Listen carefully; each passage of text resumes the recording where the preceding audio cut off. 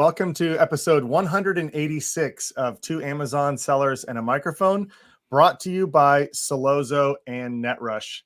And today we're excited because it's a hot topic right now, but it's also something that Chris and I are very interested in personally with our own brands that we sell, and that's how to sell internationally. There's a ton of opportunity out there. Obviously, there's some hurdles you got to jump through, but if you can do it, you can capture a massive market that's out there that you're not capturing just selling, whether you're on the US marketplace or wherever. So we're very excited, and we brought the expert on to talk about it. Kevin Sanderson from Maximizing E-commerce. Oh, no, yeah, you're the expert. Yeah, I'm the expert. Okay, got it. Yeah, that's you. You're the expert on this. So Kevin, thanks for joining us. Well, thanks for having me. I'm looking forward to it. Yeah, we're excited. I'm really excited to dive into this because we've dabbled. I sold in Canada very briefly, did it all wrong for sure. I did it probably the lazy way, but I'm excited to get your insights on what you're doing and how you're helping others accomplish this. But before we dive into all that, let's talk about you. We'd love to get a little background on you, how you got into e-commerce, what made you move towards helping people sell internationally. So you got the floor. Let's get into your background a little bit. Yeah, so I was working for the man, so to speak, in trying to climb the corporate ladder. And I was working at a hotel company, doing a variety of jobs in the convention center of a large hotel in the Orlando area. And we got bought out by a bigger hotel company. And my level didn't exist in that structure. And I basically was asked to walk the plank. And so I had to go look for other things. And I went to work for a friend of mine's insurance agency, and they were going through rocket ship growth. And sometimes in entrepreneurship, we talk about how when you work for someone else, you're working hard on their dreams. In fact, you've probably seen that meme of like, if you work really hard, I can buy another one of these sports cars. Is what their boss says to them. That was kind of a popular meme a couple of years ago. I was living that, like literally living that. And I was just like, if I'm going to be working real hard for someone else's dreams, why don't I work really hard for my own? So no offense to the people I work for. I'm still friends with them, and they're great people. And they actually had a good exit from their own business. And so, but I was like kind of inspired, like I need to do this entrepreneurial thing. And so I decided to get into e-commerce. Kind of stumbled on the Amazon model, and basically after playing around with retail arbitrage and realizing very quickly I didn't like scanning stuff in stores. It was too much work. Scan stuff and you realize you just made 80 cents after all that work. I was like, that's not going to work. So at the time I was a high school football official, and so I took a season's worth of earnings as a high school football official, put it towards my first product for my own brand. And while scaling that up, I quickly learned there's two variables in e-commerce: product to sell and people to sell to. And when you're bootstrapping, you only have so much cash, or even if you have a lot of cash, eventually you're going to run out. If you're going to just, launch new products, eventually, because it's physical products and there's an expense to launching physical products, you can only launch so many of those at a time. So you got to find, where can I find more people to sell? And, I tried at the time. Walmart was almost impossible to get onto. Shopify was not just build it and they will come. I spent tons of time trying to figure out like jet.com, and, they closed it down after like $500 in sales. And so I just started realizing like there's all this time and effort it takes to build channels outside of Amazon that are great if they work. And I think Walmart and Shopify are still your best options there, but they're different skill sets. They're different terms of service. They're different customer expectations. And in almost every situation I've ever seen, they don't deal as well as what I found as international selling. You can end up, in most cases, well, I shouldn't say most cases, more often than not, I should say, people that go internationally and they compare maybe their Amazon Canada sales to their Walmart US sales, or Amazon Canada sales are higher than their Walmart sales. My Walmart sales were actually less than my Amazon Australia sales, and Australia is one of my slower marketplaces. And so comparing all that and realizing I already understand Amazon. I just feed the beasts. I already got my listings created. I've got the images and everything. I don't have to figure out a new way to rewrite listings like I would have to with, Walmart. I don't have to figure out how to, get the traffic. I already understand that part. There's just a few hoops you have to jump through in the front end. And once you jump through those hoops, then now you have a machine that can feed you, 10, 20, 30, 40, 50% additional sales on top of your US sales by, offering your products to people in other countries. And I think now is a time unlike any to do that. So that's kind of how I got into this. And over the time, people would start asking me questions like, wait, how do you do this? You're in these marketplaces? I'm like, I just thought everyone did it. But yeah, well, it's difficult. It sounds like, so what I'm hearing, it sounds like it's faster, it's easier, not easier, to put the effort into it. Just go to these other marketplaces and expand out a little bit more. Yeah. And instead of trying to, jump on these Walmarts or, Shopify's.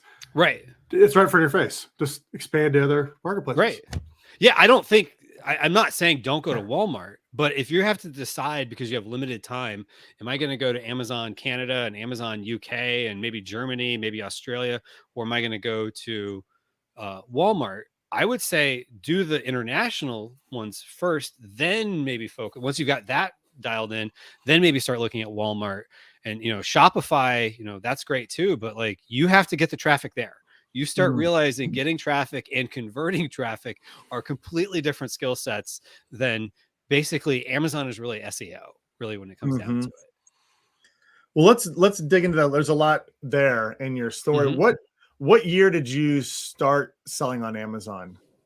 2015. So early 2016 is when I went private label. My first sale was retail arbitrage, was I think either late July or early August of 2015. So it's so similar. That is like Chris and myself, very same thing. We started scanning, quickly realized, ooh, this is a beast to try to scale right here. I don't know how many clearance aisles I can roll down before. Right, exactly. And you realize Walmart probably has the same clearances everywhere. Like if you're scanning Walmart or Walgreens or whatever. And so you're competing for the buy box with a bunch of people that are probably scanning the same stuff at their local store.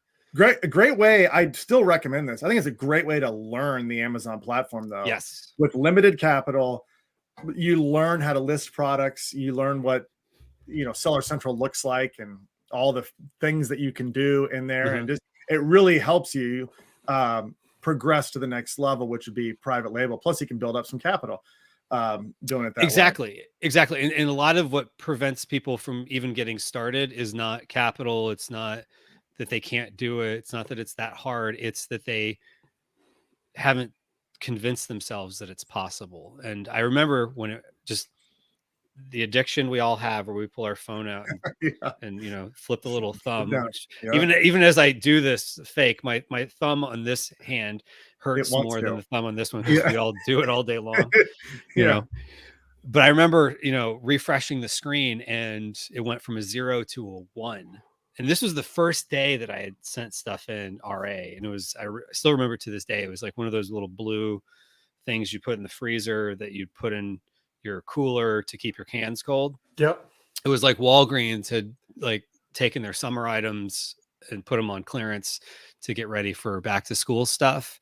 And I bought a few of those, and I probably lost money on the transaction, but I remember just being so excited that all of a sudden there was a 1. And so then from there, I was like, okay, I can figure this out because clearly it's possible.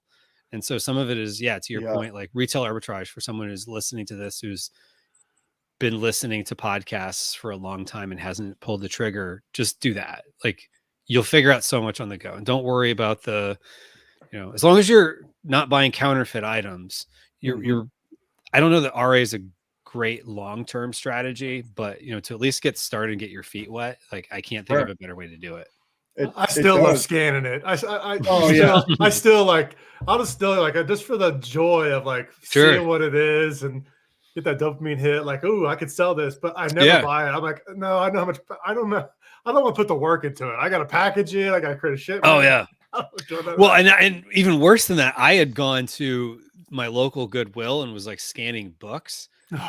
And then I came to realize, like, you got to put in like notes about like, and it's all gray, like what's, like new or good or very good or whatever the, used, new is easy, but when it's used dash whatever quality score, and then you have to put a note about it, I'm like, oh, this is gonna be too much. It is. And then you go home and you got like 9 yellow stickers like on the box that you have to peel off because they've changed a bunch of times. Yep. You got to get all that off, and it takes forever. But you're right to that point. It's a great way to learn, great way to get started, great way to see if this is for you, if this is what you want to do.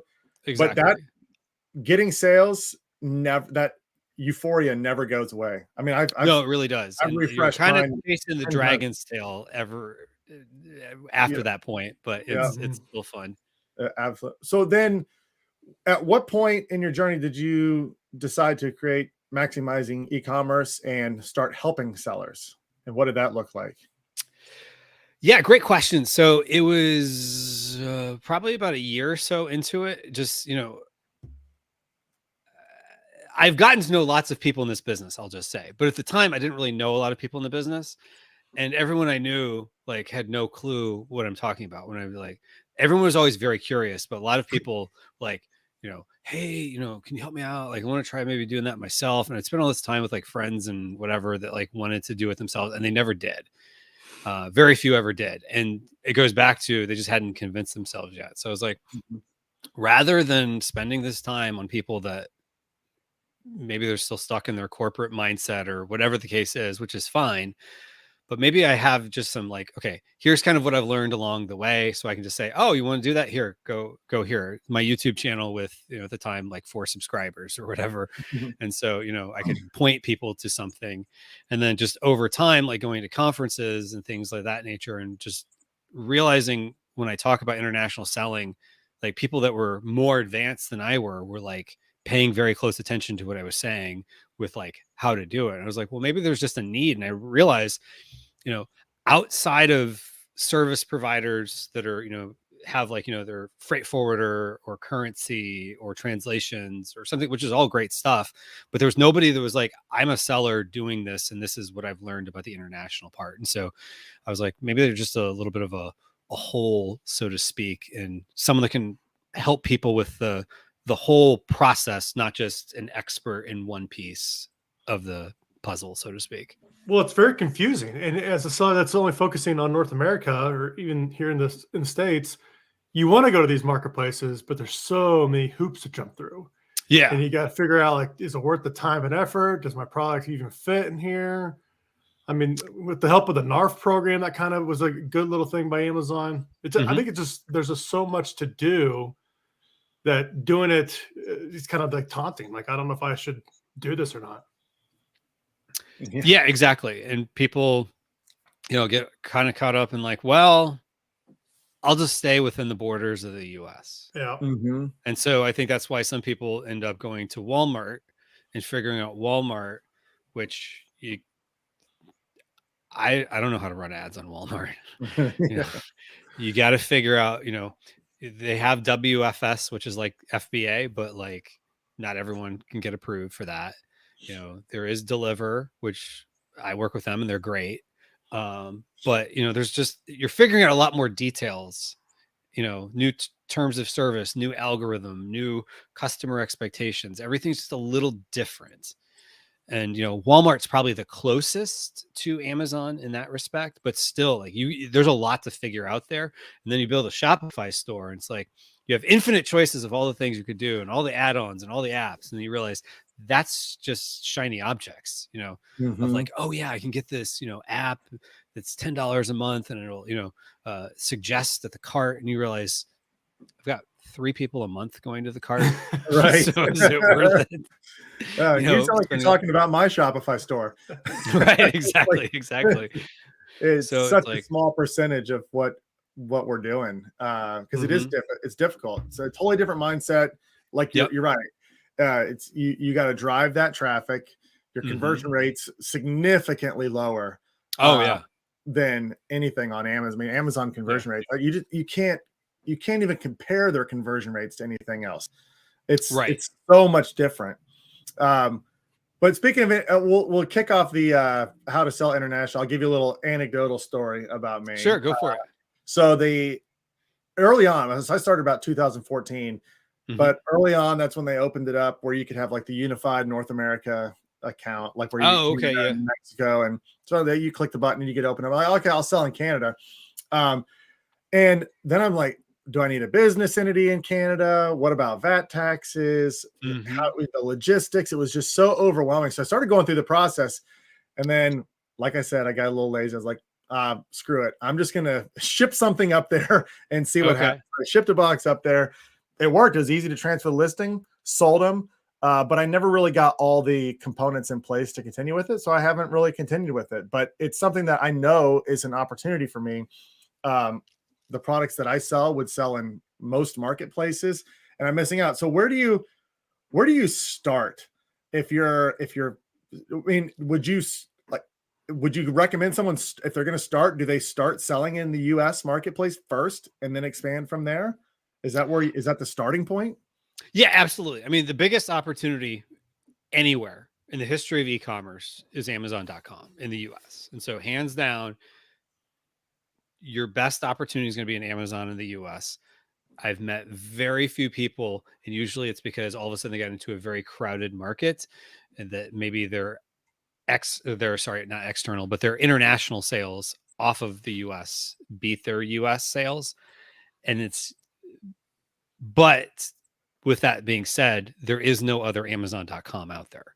So start with Amazon.com, figure out Amazon.com, but you're going to hit that ceiling pretty quick where maybe you find another long tail keyword that you can put in your back ends, and that gives you another, 2 sales a month or whatever. So when you start looking at the return on in time for optimizing your US listing, you'll get to a point where you're like, okay, I got to now find more people to buy, because the people that are going to buy that I'm going to find on Amazon in the US, I've now exhausted that for the most part. There's always, some little tweak you can do, but you're starting to play in the margins at a certain point.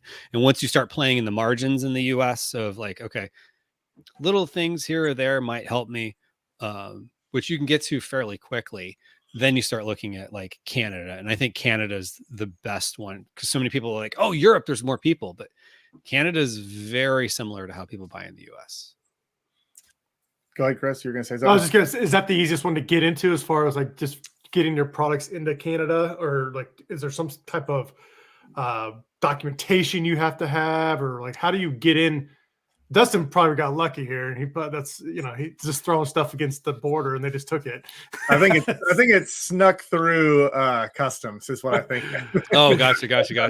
Yeah, depending on like if you're doing it right, technically you need registration numbers, and so you would need in Canada a business number, and there's the GST, HST, which let's just call that sales tax, and then you need an import-export number.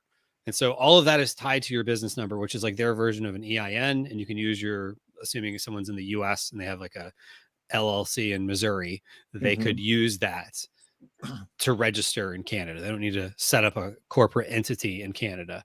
And then once they have that, they could, ship it in, add in their listings. And the nice thing about Canada is it's pretty much, there's forms you got to fill out.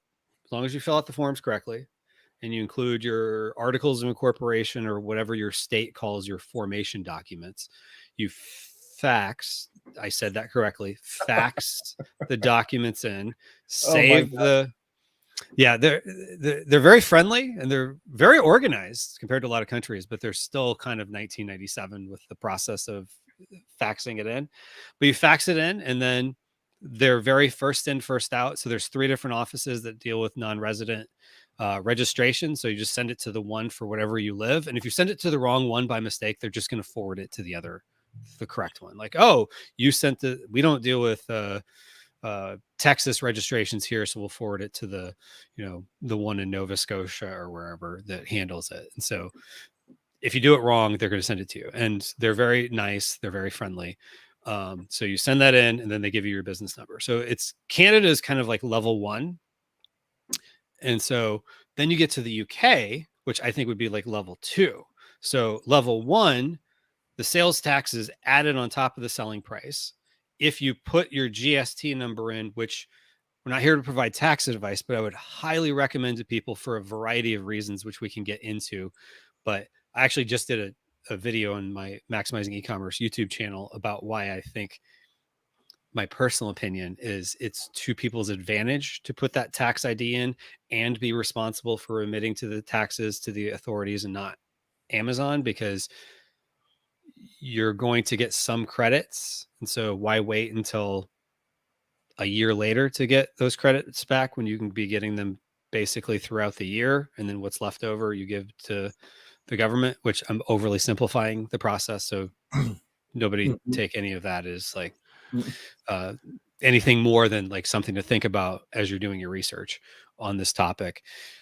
But basically, point being, it's much simpler than value-added tax, which is more of a beast in the UK. So you go into the UK and it's not, here's my form, here's my documentation. And they say, great, 4 to 6 weeks ish later, here's your numbers. They come back and they're like, you need to prove it to us that you need it. And so there's a lot more like, that document doesn't work for us. We want proof that you're sending it in. So basically the gist of it is, in the UK, they want proof that you're going to, if they give you a VAT number, that you will send in inventory within 30 days. And so they want to know that you have stock ordered, that you have Seller Central set up, that you have listings created, that you have, and the one that trips people up the most is a quote unquote contract with a freight forwarder. And there's a lot of like, they don't want estimates. They don't want quotes. They don't want purchase orders. It makes it look that like it's going to happen. And the problem is the DHLs and the UPSs and the, whatchamacallits, the FedExes of the world generally don't even know how to provide this. Like, because they have their own systems, and just because the government says they want a particular document, well, we don't provide that.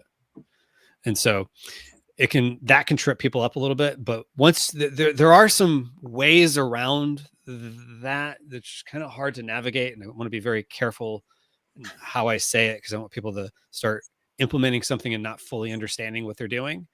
But bottom line, work with someone who knows how to navigate that, and work with someone who like is a value-added tax agent in that country. Don't try to DIY it.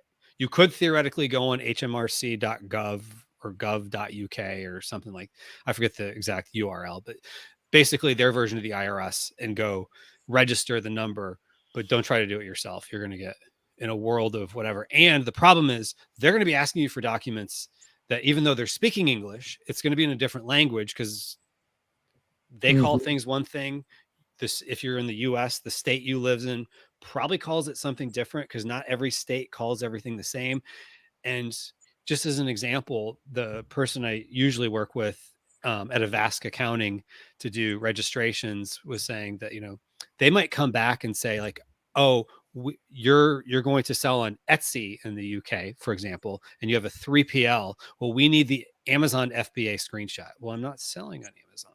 Yeah, but that's what's on our checklist. And so if you don't have the context for understanding what it is they're asking for, you don't want to try to DIY this. And if you can send stuff into Amazon and they will accept it, but they will shut down your account after like approximately 60 days if you don't have the number. See, this is why.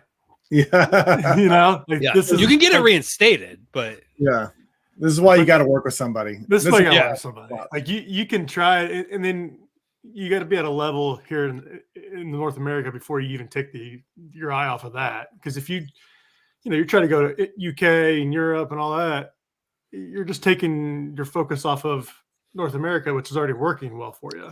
Right, and that's the fear a lot of people have. Whereas once you're on the other side of jumping through the hoops, it's easy. In fact, you're probably going to spend less time on it. Like, for example, if let's say the UK ends up being 10-20% of your US sales, which is not unrealistic, sometimes even higher than that. But let's say it's 10-20% of your US sales you get in the UK. It means you probably have 10-20% of the data with PPC, and you probably have less competition than you do in the US. So you don't have to like go in and like update your campaigns as often. Interesting. What about in the UK? Do you have to have a business entity there, or is it similar? Same thing as Canada. You can use your own LLC here in the US. You just need that number.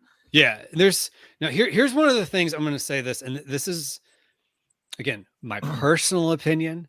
Speak to qualified experts about your specific situation. But there's a lot of advice out there that's conflicting. And some of it is they're not wrong. There's just different ways to skin the cat. And some of this stuff is a little bit gray.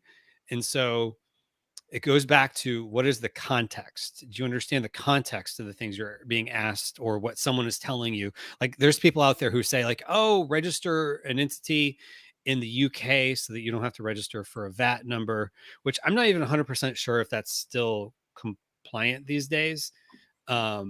I've never been able to get quite a straight answer on that. And I don't recommend I've never recommended people do that because part of it was if you recommend, or if you, let's say you set up a limited company in the UK, now you're responsible for not value-added tax returns, but income tax returns for that entity. And so you could theoretically get, according to my accountant, you could theoretically get credits for income tax paid in another country, but you're adding another layer of complexity.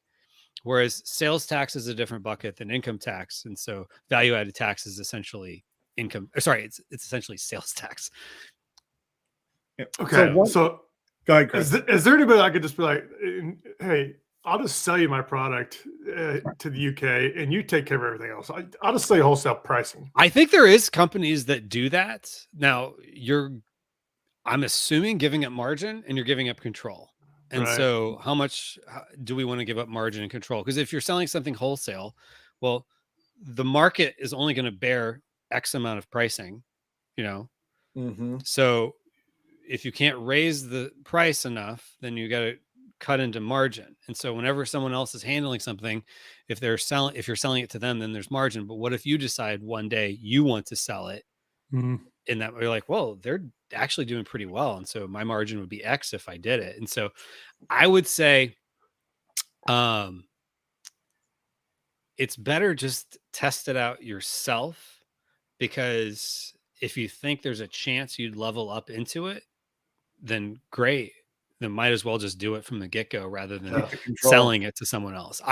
My personal opinion, and some might differ with that, but I think most of us, we get into this business and how comfortable are we really going to be if someone else is making changes to our listings and things of that nature? Whereas maybe some people are okay with that, but most of us, myself included, tend to be a little bit of control freaks. You mentioned pricing. This is another thing that kind of got me hung up a little bit in my little test with the Canadian marketplace, is knowing what to price your product in other marketplaces, and then currency fluctuations change. I mean, you could be profitable and then not even change your price, and all of a sudden it might not be making as much money as it was before. How often are you going in and checking your prices, making sure that they're right in that currency for that marketplace? So here's my thought on this. So Amazon has settings where you could like set it to the currency plus maybe a factor or whatever. I recommend pricing it manually. And then if you find out the price, there's a huge fluctuation, then adjust it. Now, but keep this in mind. So you sell a price, whether it's Canadian dollars, pounds, euros, Australian dollars, yen, whatever, you're going to have a series of fees, just like you do in the US. And those are all going to be in the local currency.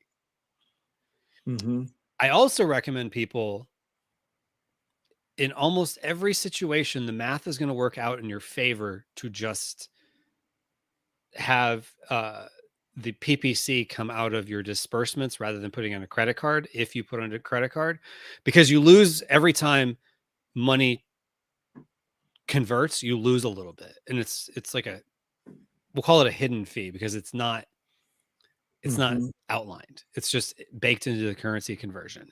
So there's always a little bit of loss there. So if you can keep it in that currency as much as you can before you repatriate it into, let's say, US dollars, you're going to do better off. So it's really not the selling price, but after everything else, what is it? So all of your costs are going to be in that marketplace, which that's all going to be. So if the currency fluctuates, the fees are going to be consistent relative to your selling price. So it's just the part you're dispersing back that you got to keep an eye on.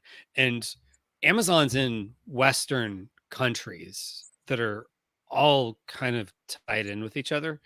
So even when there's a big fluctuation, it's generally not more than like 10%. And so that's not 10% of your selling price, it's 10% of what you're bringing back. And over time, the pendulum swings back and forth a little bit. And so it could also go in your favor. Yeah. And so there's no sense having the algorithm automatically switch it when you're now losing money that would be in your favor, because just because there's a currency fluctuation doesn't mean that the customers necessarily wouldn't be willing to pay the same price they were paying before. Because their prices in the stores probably aren't changing. So for a variety of reasons, I recommend manually pricing it out. And that's what I do with clients, is we come up with a spreadsheet and say, here's what you're bringing home for every product in the US. Here's what you're bringing home if we price it at X amount, and we update that based on, to 99 cents or 99 pence or whatever, the local currency is, or whatever, however they like pricing it, or even numbers or whatever makes sense to their business. That makes total sense. Now, what about, speaking of just Canada and UK right now, what about the listings? You mentioned it's easy in Canada because they're very similar shoppers. They speak very similar English. Do you change the listing at all for Canada or for the UK, or do you keep it basically the same as the way you've got it in the US? So this could be controversial, and some people might say, oh, you need to have someone give you a localized translation, even for the UK. Right. Well, Canada, for the most part, they use the same words we do. Now, let's just take an American approach to this. Americans would get offended if U was in the word color, or organized had an S. Like, that's not American. They need to speak American. And I say this myself, like sometimes bothered, like, I'm looking at something and they didn't spell that right, but it's spelled right. But I think, and this is more my personal perception, Americans get more hung up on details like that than the rest of the world is used to Americanized English. So if you have ounces and they're used to, I'm drawing a blank on metric, milliliters, right, or something like that, they're probably not going to like freak out. They probably know in their mind, they're probably more used to converting customary to metric than we are, vice versa. Right. Little things like that. So unless all of the whatever, like you have a very specialized product that's a lid for certain things, we probably want to make sure that at least what you're putting the lid on, there's an equivalent version in that marketplace. Or something like that. But for most products, start with what you have. And if the feedback starts to tell you like, oh, okay, I need to change this, or you probably find, you look at your competitors' listings of who your competitors will be, and there's probably not as much change on it as you would think. Interesting. Now, I say that, and I have a client I'm working with right now, and we did localize the translation because there's a term in her product. I don't want to say what it is, but there's a term in her product that's totally fine in the US. We talk about it all the time. We laugh about this type of product in the US. But you use that term in the UK and you're offending people. And so as long as it's not like something that's like blatantly offensive, and if that's some of these cases, you probably already know. And so over time, things like auto listings, auto campaigns will also point you to what are some of the words people are searching for. Nowadays, you can do, reverse ASIN searches and start looking through like, oh, I never thought of that word. Maybe if it's a big word and that seems to be a lot of keyword juice, maybe update your listing. But I tend to be maybe I just from reading the 4-Hour Work Week and what was that other book that came out around the same time, the Minimum Viable Business or something like that, like or lean something or other, but they talked about the minimum viable business.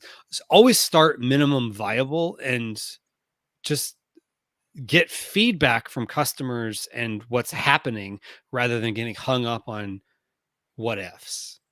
And I think generally most of us that focus on what is the actual market telling us are going to do better than people who get hung up on the what ifs, because the what ifs you'll find more what ifs and that'll prevent you from going oftentimes.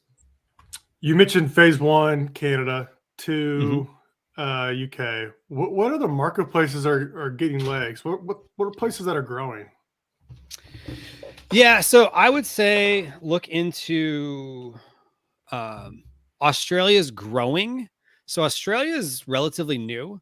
So Amazon just launched there maybe 4 or 5 years ago, which, compared to like most people probably don't realize this, but Japan's been there since 99.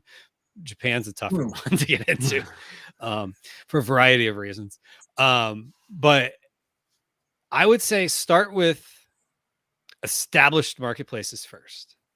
Because what will happen is sometimes people are like, yeah, but I keep getting emails about Turkey and UAE and Saudi Arabia and, I can go into Sweden. Like, no.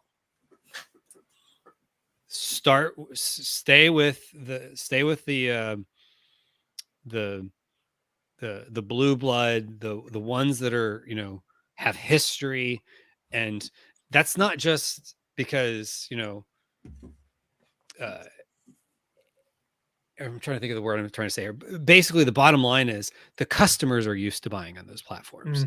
So people in Canada are Prime and they're used to buying on Amazon. People in the UK are used to buying on Amazon. People in Germany are used to buying on Amazon. Australia, when Amazon was a couple years into it, eBay had like 6 times the sales of Amazon. So Amazon's been slowly creeping into that market share, but people are still trying to figure it out. And, Australia, for example, it's a 2 coastal country. There is no flyover country. You live in the east or the west, and there's like a desert in between, and Crocodile Dundee's in the middle. And so, if people remember that movie, so that's about it. So, Amazon's still figuring out their logistics there, and then you get into some of the other marketplaces, and going back to the whole minimum viable business, Amazon will launch in some product or some marketplaces, and they don't even have PPC. Not all the bells and whistles of the US are in every marketplace. And so, yes, you might get someone who gets you on the phone. It's like, oh yeah, it's going to be a great way to grow your business or whatever. And then you come to realize, I've talked to people that are like multiple 7-figure sellers and, they're doing like, $500,000 a year or something like that in Canada or something. They go into like the UAE. These are somewhat hypothetical numbers, but based more on anecdotes of talking to people. And they go into like, someplace like some of these newer marketplaces and they get a sale a week. Oh, wow. So it's like, I'll say even Australia, my best BSRs are in Australia, but that does not mean my best sales are in Australia. So stick with going back to, what is the investment of time? So if it's better investment of time, is start with Canada. It's easier to figure out. Then you level up and go to the UK, and then maybe you go into mainland Europe, which we can get into. They're bringing back European Fulfillment Network, which I still have some asterisks questions that I don't think are necessarily out there right now. And then from there, maybe you start deciding, you go into Australia or do you go into Walmart US? Do you go into UAE or do you start figuring out Shopify? Because really what it comes down to is, regardless of whether it's Amazon or something else, you always want to look at my next move. What is going to get me the best return of investment of my time? Let's talk about Europe now. Let's explore that a little bit more. You can correct me if I'm wrong here, but prior to Brexit, you could send all your inventory to the UK and then sell in all of the European marketplaces. They would be fulfilled out. You could have your listing there. That stopped with Brexit, and you had to now ship into the individual countries. Is this correct? Yes. So one thing just to keep in mind is European Union, and this was always the same, even pre-Brexit. If you store goods into a country or you import into a country, and I'm grossly oversimplifying it, but just trying to create a shorthand for how it works.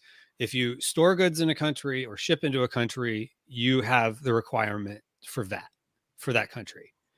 And so Amazon for years has tried to push people into registering everywhere because they like to be able to move stuff around, but they can't move your stuff around basically unless you give them permission and give them your value added tax number for all these different countries. But the more countries you're in, the more compliance you have. And that's not just a cost of money, but like I did the pan-European where at the time you had to be in like 7 different countries. And, I would have to, someone else was doing the filings for me, but I would have to send money to the Czech Republic. And I don't even know what their money is called. It's not euros, but it would be like, the equivalent of like $8, and it's like just the time spent on that, like every month, like, oh, if I don't send them the money by X date, then they're going to charge me a fee. And I'm like, you might be wondering why Czech Republic. It's because Amazon has warehouses there. So fast forward to today, as we record this, it's late February 2022. This could change. But they just announced that coming in March through May, they're phasing in the European fulfillment network where you could ship stuff into the UK and ship it into European Union countries and vice versa. Now, I started thinking about this. I'm like, I've talked to a couple of people that do taxes. I'm like, well, did the laws change? No. Well, there's no free ride. And so going back to pre-Brexit, sending goods from the UK was no different than sending them from North Carolina to Kansas. The difference was you could only store goods in Kansas if you had a Kansas value-added tax number, which Kansas doesn't have value-added tax. But basically look at European Union countries as states from that regard. So if you were going to store in a country, you're responsible for value-added tax. So before it was you would ship to the UK, you have your VAT number in the UK, then you could ship to the rest of Europe. And then if you wanted to, you would save a little bit on fulfillment fees if you stored in the local country, but you might not make enough sales in France to justify registering in France and the compliance cost of it. And so fast forwarding to today, now they're saying, oh, that's back. I think it's back sort of. And so let's just walk through this for a second. Sending goods now from the UK, even though the UK still uses the same terminology of VAT number and EORI, which is EORI is their import number. My understanding is on the product detail page of, let's say someone's buying this product on Amazon in Germany and it's being shipped to them from the UK, it's going to show up as a quote unquote import. This is what Amazon's guidelines are saying now. So the customer's experience is this will be an import. What does that actually look like? Is a customer, I'm assuming it's going to be like NARF, where the customer in like Canada, for example, if they buy something, you can, it's open to almost everyone now, NARF is, where the customer could buy your product and it'd be shipped from the US. But they have to pay duties, they have to wait longer, they have to pay more for shipping. And so all these variety of factors make it a better experience for the customer to buy local inventory, even though it doesn't tell them that in Canada. They kind of know, like, okay, I can buy this one, it'll get here tomorrow, Prime, or I can buy that one and it'll get here in like a week and a half and I have to pay extra for it. So why bother with that? So that's why NARF never does as well as local inventory.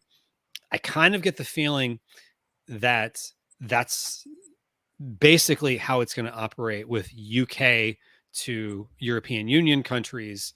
Like, why not turn it on? You know, if you get a few extra sales and you start seeing like, oh, I'm getting a lot of sales in Italy, maybe it's worth getting an Italian VAT number and storing goods there so you can save money on fulfillment fees and you'll probably get more sales. This is this, again, this is all, it hasn't come out yet, but just, you know, history has a tendency to repeat itself because UK to European Union right now is like shipping from Australia to Mexico. They're different countries. Just because they're just across the English Channel doesn't mean that now they're the same. So like it sounds the same, but I don't think it's going to be the same. So my ultimate question is, what is the customer experience? Because the customer experience is going to dictate what your sales are going to be like. Because think about it yourself. Like if you were a customer in Germany and you can buy one product and it's Prime and it can get to your house in the same day, or you can order one that's an import, which you're starting to realize means it's coming from the UK and it's going to take longer. Which are you going to choose? You know, so that's what I think is the big question. And I say that, and I could be completely wrong, and it could operate exactly like it did before. And there's no difference to the customer, and they all love it, and you get tons of sales out of it. I could be wrong, but that's just my question of what the asterisk is here. But going back to, should somebody do it? Yeah, why not? You know? Yeah, for sure. Well, how does that look from the customer's perspective? Like even NARF, I don't really know the answer to this. If I'm living in Canada right now, do the US list, like the .com listings, do they show up if they're looking at Amazon.ca and then that's showing them as an import, or do they have to go to .com to find that? Would that be the same in Europe? Like, do you have to go to .co.uk to see that those products are available to ship to you, or are they showing those in the other marketplaces as well as listings? Yeah, great question. So what I'm assuming is the way it's going to work. Well, let's take a step back. This is what we do know. NARF basically just takes your product, offers it for sale in Canada. And basically, if you think about it, Amazon's always uses a product identifier. So UPC, EAN, those are universal. They're everywhere, whether it's Amazon or not. ASIN is really just Amazon's version of a UPC code. And so ASIN, same product is going to have the same ASIN everywhere.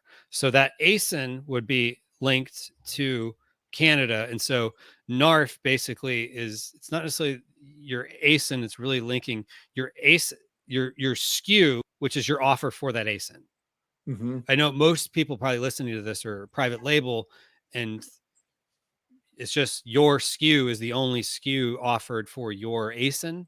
But basically, if the ASINs are the same, that's how they link it together for that offer to that ASIN. I know it's a little bit nuanced, but I'm assuming it's going to be all tied in with SKUs, your offer for the same ASIN, even though it's your ASIN, it's still, they look at it as, you know, it's a marketplace and anybody can purchase it. But if you're the only seller of your own ASIN,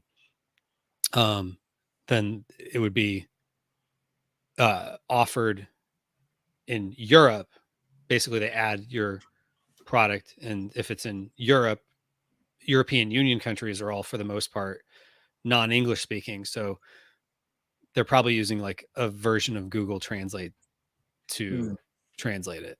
But that's better than nothing. And if you see like, oh, I'm getting a lot of sales there, maybe you register in that country, maybe you hire, you know, YLT translation or somebody like that to do your translations, but you don't have to necessarily start with that.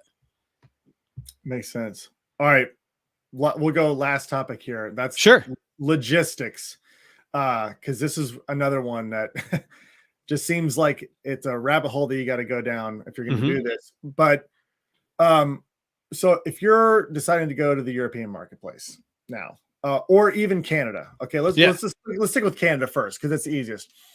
When you're ordering from your supplier, are you 2 shipments, one to the US and then a container goes to Canada straight there, or are you shipping it? How does that work with the, you know, you got a certain amount of capital you can use and you want to make the best of it? How are you doing that to get your inventory to the right place the most efficiently? Now, theoretically, you could send from supplier to Canada directly. and just do the math of, does it make sense to you from a cost standpoint and from a holding standpoint? Because what I tend to find is, I make an order, give it now 6 to 8 weeks to make. And if there's Chinese New Year in the middle, something I ordered in mid-December is going to ship, in 3 weeks from now. Literally. So it could take, 3 months, 3 months to ship, and then, give it another month to get there on a boat. So, just like stuff goes to, LA Long Beach here, it could go to, Vancouver in Canada. You could do that. Or I usually just send everything to the US, and then I just decide, because I want to play with my own restock quantities in both countries, how much to send. And yes, that's a little bit more expensive, but I've tended to find people in Canada are willing to pay a little bit higher price for items, because anecdotally, everyone that's ever lived in Canada has told me everything's more expensive there, even relative to the currency difference. So I generally am passing along the additional cost of shipping from Florida to Brampton, Ontario, or wherever, to the customer. Then what about in my selling price? Right. And then what about the UK, Germany? If you go to Australia or any of those marketplaces? Yeah. So Australia, I just got a quote this morning for my shipment going to Australia, and I'm like, that's not inexpensive. Hang on, let me take this brand thing off here since Chris popped out. It's all right.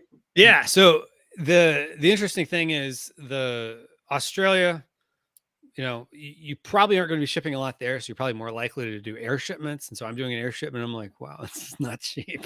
Yeah. But some of it to me is like just keeping the ball rolling. Even if I break even in Australia, I still think that's a good long-term marketplace. And then going to Europe, there is not just, boats and air. There's also a train. And actually, if you go on Amazon Video, and I think it's called China's New Silk Road, it's not just about the train. It talks about China kind of taking a stance in world logistics. You can ship by train from Shanghai to, I think it goes in Germany, but you could still use that train to eventually get your stuff to the UK. Okay. Interesting. It's a little longer than sea, but it's generally cheaper. This is fascinating to me. I love this. I mean, it kind of gets every time basically anytime I have a podcast, I'm always inspired to do whatever we're talking about. But this is interesting about international. I really like what you're talking about, the ease of, like you said, what's the minimum viable, what's the minimum viable business, minimum viable product, minimum viable something. Anything. Yeah. It's like, it is much easier to expand into the different Amazon marketplaces than anywhere else. Any other marketplace you could sell on, for sure. So now people are listening to this and they're like, this is what I want to do. I want to do it, but I need help. How do they get in touch with you? And what does that process look like when you're working with clients, helping them expand? Yeah, great question. So I've got a couple different options for folks. One is done for you services, where I just basically, my team and I do all the heavy lifting of, working with them on registrations, carrying the listings over. It's amazing the catalog issues that come up when you're adding stuff to other marketplaces. We work through, most of that for you. We help you figure out the pricing, help figure out, your logistics, and just really get to the point of getting everything launched in that marketplace. So they at least have someone who's basically acting as their project manager to get them to the point of being launched. And then now we hand over the keys, so to speak, and say, here you go, just feed it inventory, do your PPC or whatever you want to do to help it along. And then, now they've got an ongoing asset in their business, and it's, really more just project management. We're not there saying, we're going to take like an ongoing fee. It's percentage of sales. It's just, we help them get launched. And then some people, they like doing it all themselves and they want more of a done with you model. And so we also help people where it might be, we help them with a certain part of registrations, because that tends to be a part that really people are intimidated by. And I understand, I have the context and I still feel like, why is this so difficult? So we may help them with that part. and then, offer consulting. Sometimes people want like packages where, they get some time in the beginning, some time midway, and some time towards the end. So they're still doing it themselves, but they've got a little bit of help and guidance along the way. So if they want more of my help, they can go actually just email me, kevin@maximizingecommerce.com. Feel free to email me there, as well as actually just at the time this launches, this will be ready. I have already recorded it. I'm calling it the Global Profit Class. It's a whopping $7 at the time we're recording this. We'll walk you through, why international might be, beneficial for you, how to get started, and from there,